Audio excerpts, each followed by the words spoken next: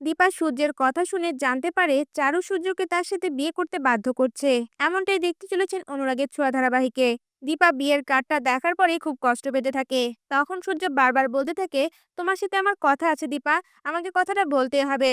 তখনই সেখানে জয় চলে আসে আর জয়কে দেখে সবাই অবাক হয়ে যায়। জয় দীপার কাছে গিয়ে ক্ষমা চায় আর তখন সূর্য রেগে গিয়ে দীপাকে নির্দোষ প্রমাণ করার জন্য তাকে থানায় নিয়ে গিয়ে পুলিশের হাতে ধরিয়ে দেয় আর সিসিটিভি ফুটেজটা দেখায়। এরপর দেখা যায় সূর্য তার বিয়ের বিষয়টা নিয়ে দীপার সাথে কথা বলার জন্য তাকে ফোন দেয়। এরপর দেখা যায় সূর্য দীপার সামনে দাঁড়িয়ে তার হাত ধরে বারবার বলতে থাকে, দীপা বিশ্বাস করো, আমি এই বিয়েটা করতে চাইছি না, এখন তুমি পারো এই বিয়েটা আটকাতে।